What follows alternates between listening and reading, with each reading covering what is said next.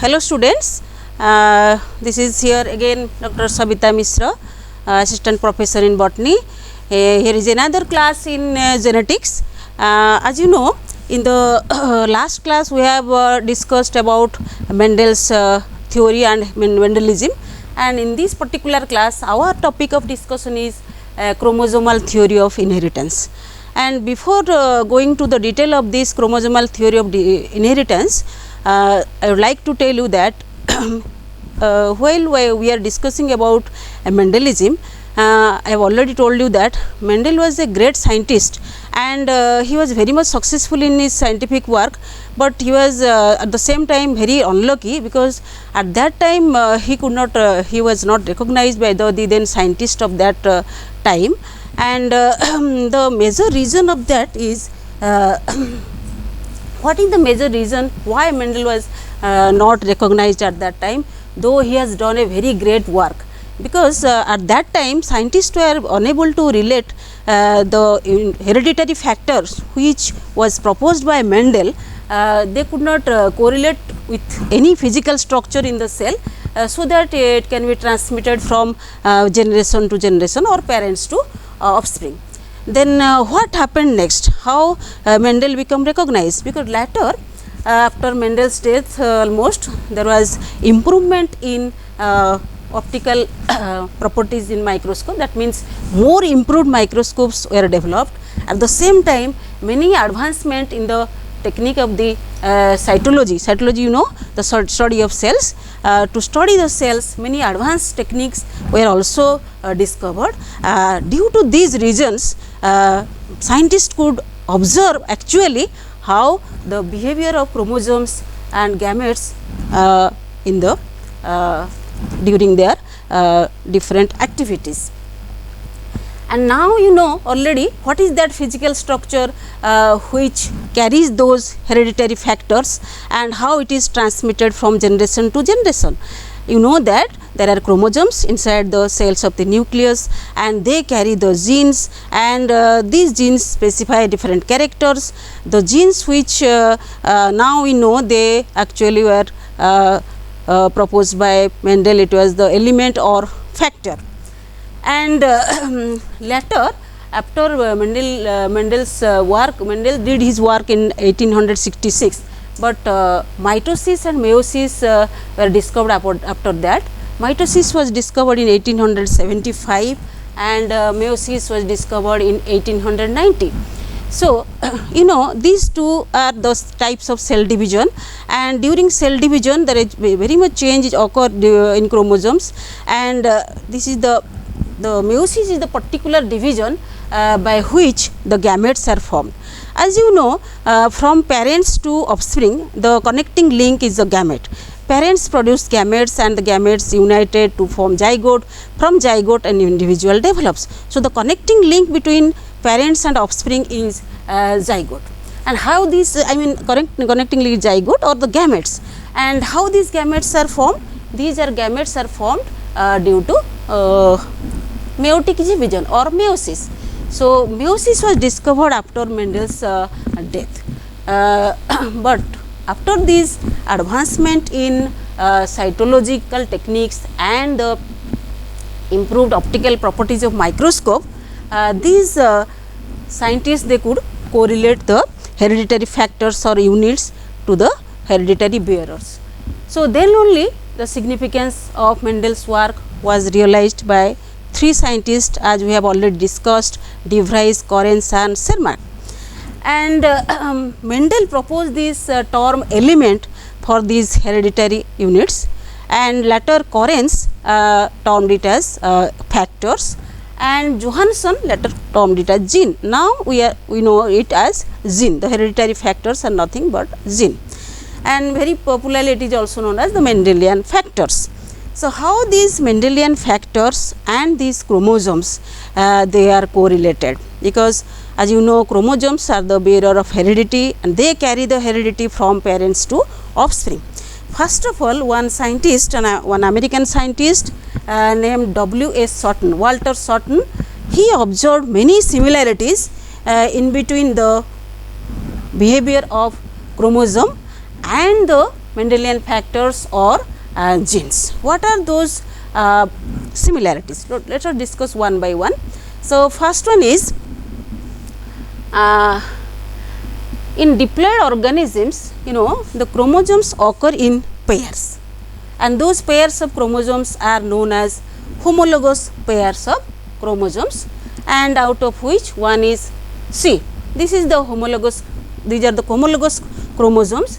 All these are from human cells, and there are 23 pairs of chromosomes, as you know. This is first pair, second pair, third pair, like this, and each pair is having 2 chromosomes. These are known as homologous. This is one homologous pair, this is another, like this. There are 23 homologous pairs, and out of these homologous pair, one is of paternal origin and another is of maternal. That means one comes from father and another comes from mother.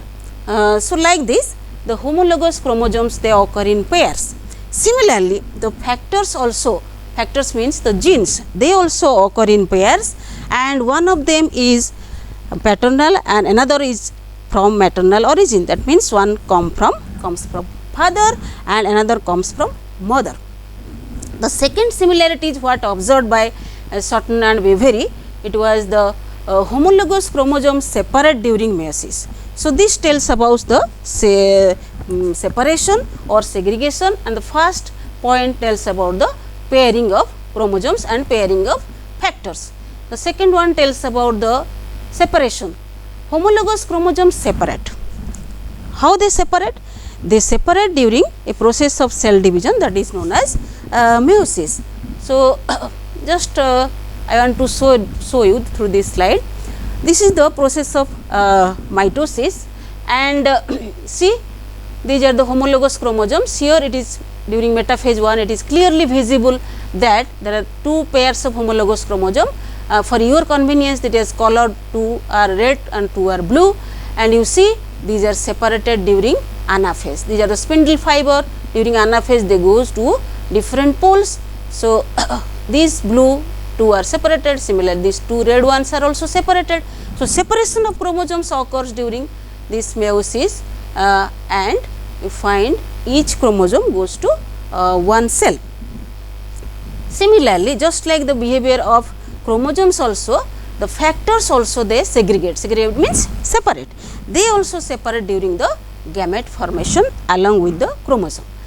And the third similarity is what they observed, that the one homologous chromosome passes into each gamete. Similarly, about factors, one factor also goes to each gamete. Then the last part of the similarity shows their diploidness or the doubleness. As you know, after fertilization, the 2 gametes are united. So, each gamete contains the haploid number of chromosomes, 1 homologous chromosomes, and during fertilization, the diploid number or the paired condition, you can tell the diploid number or pair condition, these are all restored by fertilization, and each gamete contributing one of the homologous chromosomes. Say this meiosis. Meiosis is the process by which gametes are formed, and here you see these are the 4 gametes which are formed, and all these homologous pairs of chromosomes, they are separated, and each member of one pair comes to one gamete. So, there are 4 gametes produced during meiotic cell division, and each homologous pair they are separated, and one member of each pair goes to one cell. So, and if these 2 gametes they will be united, then after that the zygote will be formed, and the diploidness and the doubleness of the chromosome will be restored. Similarly, when fertilization occurs, along with the diploidness of chromosomes, these Mendelian factors, they also are doubled. For example, you will find they are doubled, that is why you find capital T or capital T, or there is a condition like capital T small t or small t. And when this doubleness of chromosome, doubleness of factors or genes are restored, at that time one gamete contribute one factor. So, gametes, they always contain one factor and they are always haploid, So, due to fertilization the doubleness is again restored. So, these are all similarities which were observed by Shorten, and on the basis of these similarities they formulated the chromosome theory of inheritance, which is the main point of our discussion today. So, what does the theory says? And this Walter Shorten and Theodore Boveri together, and they independently proposed this particular theory, the chromosome theory of inheritance. And this theory says that chromosomes are the bearers of hereditary units or factors or genes, whatever you call. The chromosomes, they bear the genes or hereditary factors. And as I have already shown you this, these are a homologous pair of chromosomes and these are the genes, and these genes occur in pairs, capital B, one B, small b one pair, small a another pair, capital B another pair. All these genes, they are present on the chromosomes. That is why chromosomes are known as the bearer of heredity. And the second point of this theory says each pair of Mendelian factor is carried by a pair of homologous chromosomes. For example, you see this is one pair of homologous chromosomes, and this is the one member of the pair, this is another member of the pair, and these factors are carried by homologous chromosome. There are two factors. Suppose in this example I have taken the flower color, the character is flower color, and the two allele are, one allele is for the purple color, another allele is for white color, and these two allele are carried by two chromosomes of a homologous pair. Not that the purple color present here and the white color present here. No, not like that. The purple color present, suppose one character or one allele present in the one chromosome of the pair, then second one present on the other member of the homologous pair. These two makes a homologous pair and they contain a pair of factors in them. So, each pair of Mendelian factor is carried by a pair of homologous chromosome, with each chromosome carrying one of the factor. And the third point is these factors or these genes, they have specific loci on the chromosome. What do you mean by loci? Suppose, so in this particular homologous chromosome, we have here taken 3 genes, and each gene is having a particular specific position on the chromosome. These specific position on the chromosome are known as loci. Singular it is locus and plural it is loci. So, this B, this chromosome, particular chromosome B, it is having the locus here. That is why the one allele is present here, means the another allele of the same factor, it is present at the same position on the another pair, member of the homologous pair. Similarly, this A allele is present here, means the another member of the allele is present here only. It cannot be present here or it cannot be present there. So, they all have their specific positions on the chromosome, and these specific positions are known as the loci or the locus. The fourth point, the last part of the theory says that it is the chromosome actually that undergoes segregation and independent assortment. We have already discussed Mendelism or Mendel's theory of inheritance. The two laws of inheritance are the theory of segregation or the law of segregation and the law of Mendelian independent assortment. These two laws says that the factors they segregate or separate during gamete formation. The first law of segregation says that the factors or the genes they separate during the time of gamete formation. They do not blend or they do not mix up, only they are separated. That is why each gamete contain one factor. And the theory of independent assortment says that if you consider 2 or more pairs of character, their inheritance, then the inheritance of one character is independent of the other. As we have already discussed, suppose we take seed shape and seed color. seed shape and seed color. These are two different colors. The seed color's inheritance or the inheritance of seed color doesn't affect the inheritance of seed shape. So, they are independently inherited. That is why we get different combination of gametes. But how to correlate with them with chromosomes? Actually, Sutton and Berry propose that these are the chromosomes actually they segregate and independently assorted, and along with chromosomes the genes or the Mendelian factors they are segregated and independently assorted. So, let us discuss this important point of the last point of this theory, how these chromosomes they segregate and independently assorted. So, we will discuss one by one the chromosome basis of segregation. We will explain the principle of segregation on the basis of chromosome behavior during meiosis. And this principle of segregation is based upon the monohybrid cross. So, we will take one factor or one pair of factor, that is capital A and small a. How they segregate during gamete formation. These are the two pairs of homologous chromosomes, and with these chromatids, and they carry the two factors, one carries the capital A, another carries the small a.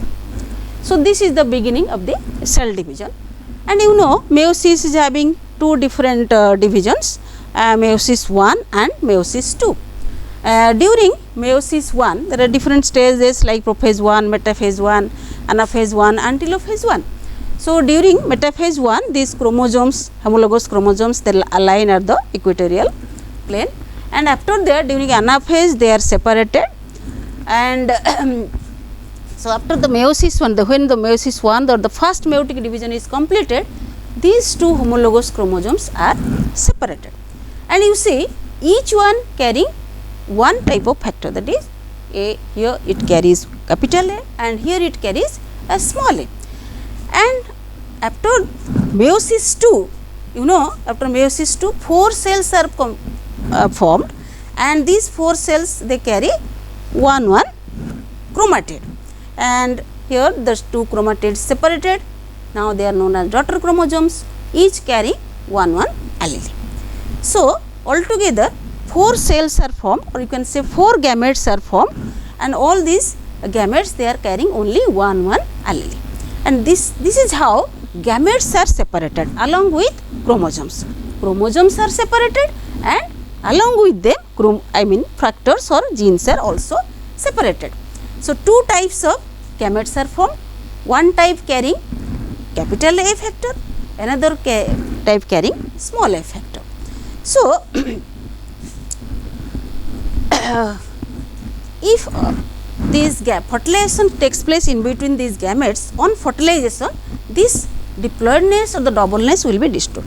If this capital A will unite with this capital A, then the zygote which will be formed, it will contain capital A, both capital A. If this gamete will unite with this gamete, then it will be capital A and small a. If this one with this one, if both are small a, then the zygote will be with the combination small a and small a. In this way 4 types of gametes are formed, and with two types of gametes are formed with total 4 gametes.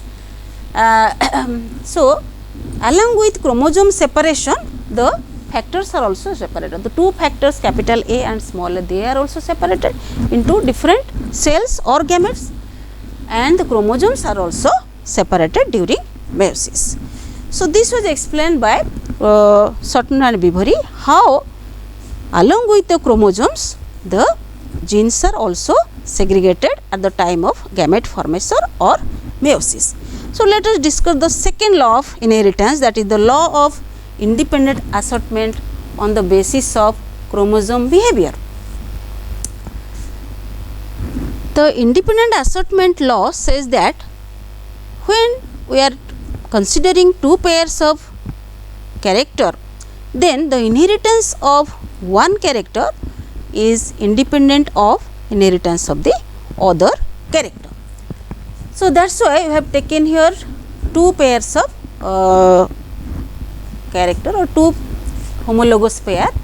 One you see, for your convenience, it is made in two colors.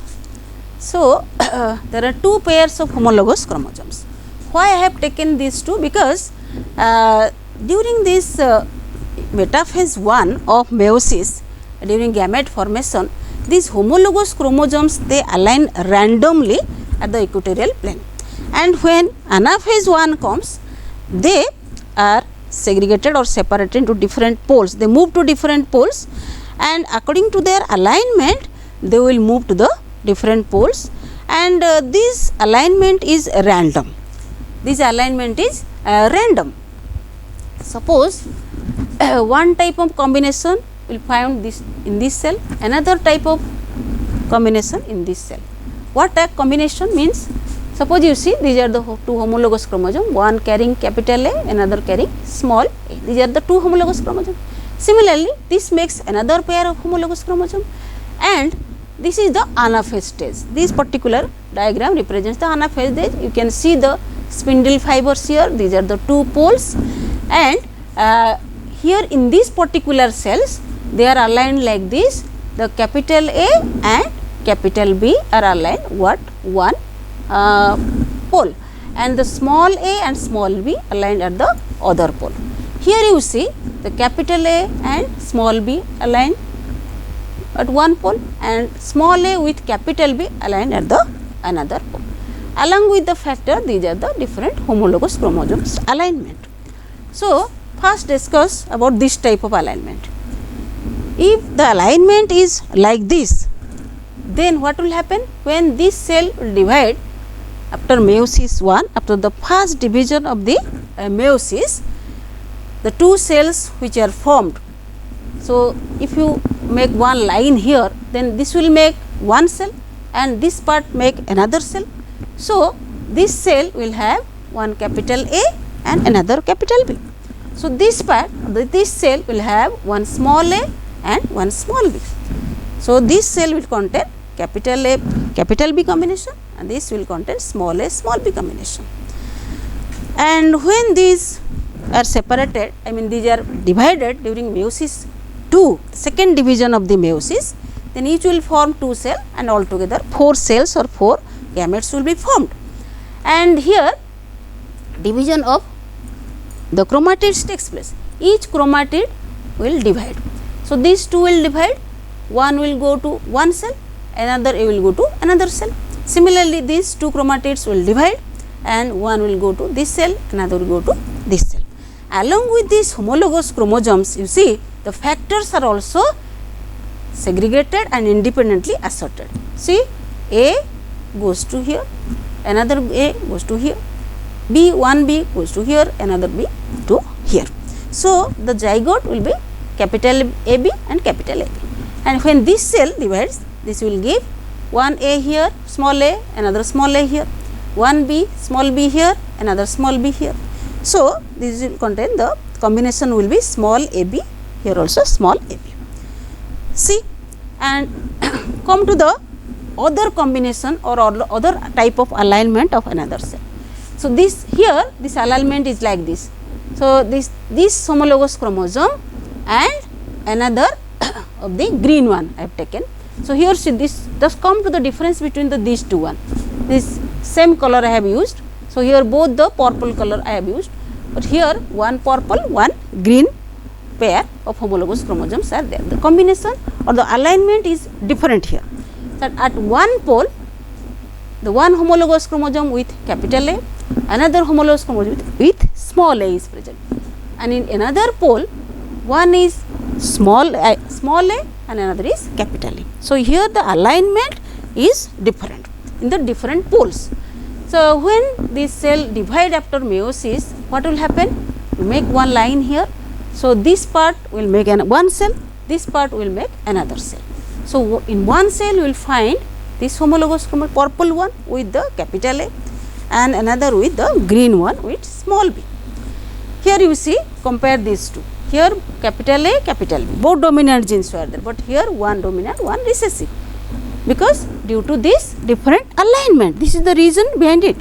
Similarly, if this part you will take, then one green, another purple, one green with small a, purple with capital B. And again they will undergo the second meiotic division or the meiosis, and they will form 4 cells altogether. So, here this cell, particular cell divides to one chromatid here, purple chromatid with A, capital A, one purple chromatid with capital A goes to this cell. Similarly, one with small b, green one will go to here, and another with small b goes here.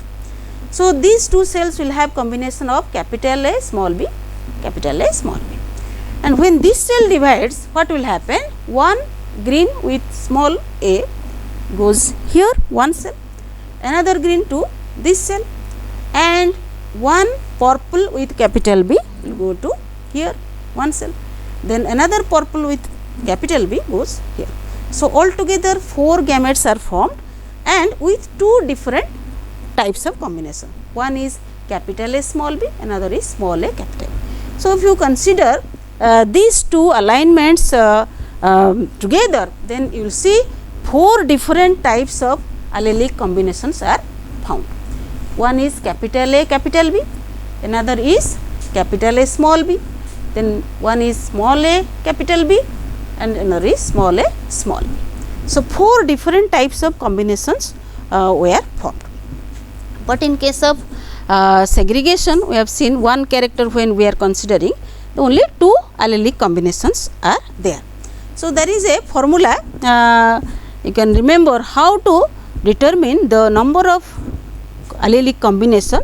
If you know the pairs of homologous chromosomes, the number of pairs of homologous chromosomes, then you can count the number of allelic combination also. Suppose one pair you are considering, then the formula is 2 to the power n, where n is the number of homologous chromosomes. So, 2 to the power n means 2 to the power 1, so it is 2. So, you will find 2 combinations in case of when you are considering one pair. Suppose you are considering tall and dwarf, so that is tall and dwarf, or capital T, small t. But here we are considering 2 pairs of characters, that is why it will become 2 to the power 2, n is 2 here, so it is 2 to the power 2, it becomes 2 to the power 2 is 4. That is why we will get 4 different types of combinations: capital A B, capital A, capital B, capital A, small b, small a, capital B, and small a, small b. Similarly, if you take 3 different pairs of characters or homologous pairs of chromosomes into consideration, you will find 8 2 to the power 3 means 8 different types of allelic combination. All these allelic combinations are possible because these chromosomes, along with chromosomes, these factors, Mendelian factors or genes, they are independently asserted. So, here you see how this capital A gene will pass into the gamete. It is independent of the how this capital B will go. So, these 2 genes A and B, their inheritance, how they will go to the next generation or to the gametes, it all are independent. They do not affect each other. A and B both independently they are inherited, means independently they go to parents to offspring, or the parent cell to gamete cell. Clear? So, so this is all explanation of chromosomal theory of inheritance. I think it is very much clear to you. And since in this theory of chromosomal inheritance, we have discussed the similarities between the behavior of chromosomes and genes, and so this is the sum up of the theory. We have discussed the chromosome theory of inheritance, how these 2 laws of inheritance by Mendel, they can be explained through this chromosomal theory of inheritance. Because Mendel's Mendel's inheritance, we have discussed the Mendelian factors or the genes, how they are inherited. So, Mendel considered that some hereditary units are there, he termed them as elements or factors, and they are inherited from parents to offspring. And Walter and Sutton says that in his theory, in their theory, that actually these are the chromosomes which are they undergo segregation and independent assortment, and they along with the chromosomes the genes are inherited. So, to sum up this theory, we can discuss like this. First of all, pairing occurs between the factors. Suppose we are taking here two factors, capital A, small a. Similarly, chromosomes also are in pairs, and they are segregate or separate during the meiosis or gamete formation. The capital A separated from small a. Similarly, the two homologous chromosomes, they are also separated during anaphase 1, they go to different poles of the cell. The separation or segregation occurs. And independent assortment, we have to consider two pairs of characters A and B. So, these are the two types of alignments which we have discussed already. The one in a one alignment, capital A and capital B, another pole small b, another alignment matrix capital A, capital B and small b. So, like this they are homologous chromosomes carrying all these factors, they will also independently assorted. That is why you will get this is for the capital A and capital B, this is for capital A and capital B, this is for small a and small b, this is for capital A, small b and small a, capital B. So, these are the different combination of homologous pair of chromosome, and these are the different combination of the factors, Mendelian factors. So, chromosome theory of inheritance says how along with chromosomes genes are inherited or Mendelian factors are inherited. Since we have discussed here the similarities in the behavior of chromosome and the genes or Mendelian factors. So, let me discuss something about chromosome and gene. What is a chromosome and where it is present? Actually, inside a cell, as you know, you must have studied in the cell structure, there is a distinct body called known as nucleus, and nucleus contains many chromosomes, and during this is the stage of metaphase where chromosomes are seen very distinctly. But when a cell is not dividing, you find the chromosomes just like they form a network like structures, and very thread like structures which form a network, and during the metaphase of the cell division they become very much distinct, and these are the chromosomes very distinctly seen. And if you go to the structure of one chromosome, then you will find each metaphase chromosome. Why I have written here metaphase? Because metaphase chromosomes are seen very much distinctly. Otherwise, if you go for the interphase state or when cell is not dividing, at that time they are not clearly visible. At metaphase stage, the chromosomes are very much clearly visible. So, each metaphase chromosome you will find they are having two chromatids, and these two chromatids are very much identical with each other. They are known as the sister chromatids, and one arm of the chromosome, it is little bit shorter, that is called as petite arm or P arm, and the longer arm is called as Q arm. At one point you see the two chromatids, they are united, they are joined together, that point is known as centromere. And what is present inside this structure? These chromatids, each chromatid is made up of very thin or highly coiled filaments called chromonema, or these are the highly coiled filaments. These are made up of nothing but DNA.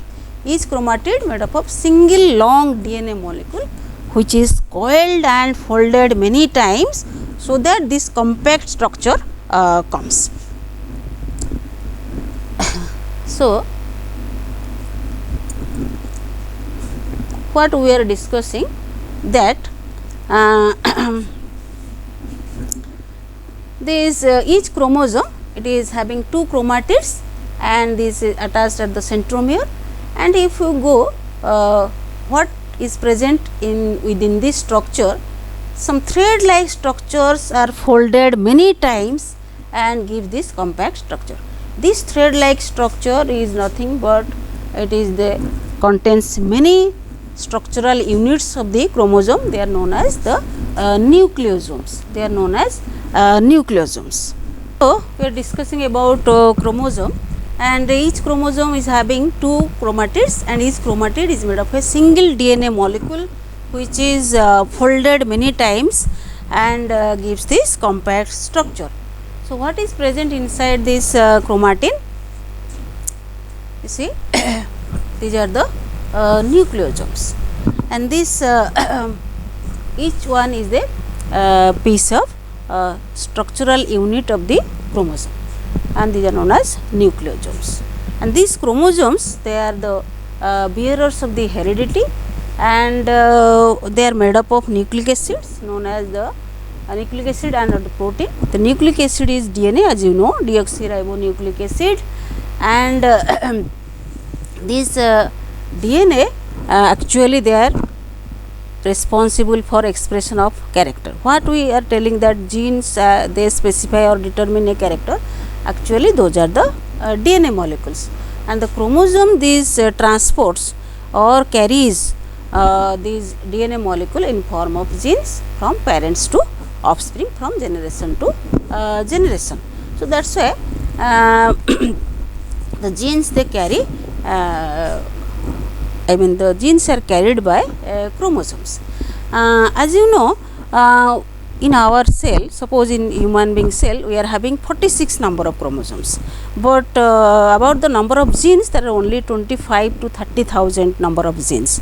So, this means that each chromosome contains many genes. Each chromosome contains many genes, and if you define a gene, gene means nothing but a segment of DNA. A gene means it is a DNA, but it is a segment of DNA that specifies a particular character, that only known as a gene. So, this is a chromosome with many genes over it, and this is a portion of one gene, this one gene, this is another gene, like this they are present. There are many genes present over the chromosomes, and what I was telling about, this chromosome contains many thin fibers which are folded, and in the fine structure it shows many chromosome units, those are known as nucleosomes. This particular structure, it forms one nucleosome. A nucleosome contains a core particle. This is the core particle which is an octamer. Means octamer means it is having 8 molecules. 8 molecules. What are those 8 molecules? 2 each contains 2 H2A. That means 2 H2A, 2 H2B, 2 H3 and 2 H4. All together makes 8 molecules together. The octamer means 8 molecules together. These molecules nothing but protein molecules. Histone proteins, they are called as histone proteins with basic amino acids they are there, and these histone proteins, since they are basic, they are positively charged, and you know DNA, they are that the acid, so it is negatively charged. So, this positively charged and negatively charged together they form a tight structure. So, this gives stability to the chromosome. So, nucleosome, each nucleosome is having a core particle which is an octamer of histone protein, and surrounding this core particle the DNA is wrapped. DNA is wrapped almost about 2 times, it is exactly 1.75 times, 2 times you can say. It is coiled or wrapped around the core particle of the histone molecule. Similarly, this is another nucleosome, this is another nucleosome. Like this, many nucleosomes are there in this thread-like structure. And this nucleosome part is protein, and these are the DNA. And if you see this fine structure, this is the DNA. As you know, DNA is the double helix structure having many nucleotides, and these DNA represents many genes. As you see in this slide, suppose this is the DNA molecule, is having many genes, one gene here, another gene here, another gene here. So, 3 genes are there. I have shown 3 genes. So, many genes are present over all these DNA molecules. So, chromosomes contain many genes. Each chromosome contains many nucleosomes which we discussed. These are the nucleosomes, and these are the DNA wrapped around nucleosomes. And if you enlarge this structure also, this DNA molecule with 2 strands, and these are the nitrogen bases, and the entire chromosome, it is having one DNA, one long DNA is present in one chromosome, and this DNA, they are having, actually each portion of the DNA is a gene. In this particular image I have shown you 3 genes. So, this segment of DNA represent one gene, this segment of DNA represent another gene, this segment represent another gene. Like this, many genes, thousands of genes, hundreds and thousands of genes are present over one chromosome, and when these chromosomes, they move to different poles during the meiotic process or division process, and they are separated, they goes to different cells or different gametes. Along with these chromosomes, these genes which are present within the chromosome DNA of the chromosomes, they are also inherited. Clear? So, how these chromosomes behave and how this goes to generation to generation. So, a piece of DNA determines a specific character that constitute a DNA. So, one piece of DNA constitute one gene if it specifies a particular character. Clear? And thus chromosomes has many genes, and those are transmitted from generation to generation through the gamete formation. During gamete formation, these gametes are, the chromosomes are separated, they are independently assorted. Along with the chromosomes, the genes are also inherited, and they are separated and independently assorted. This is all about the chromosome theory of inheritance and the chromosome and genes. Finally, the genes, they produce proteins and different behavior are observed. So, students, this is for today, and we will see in the next virtual class, and thank you. Till then, goodbye.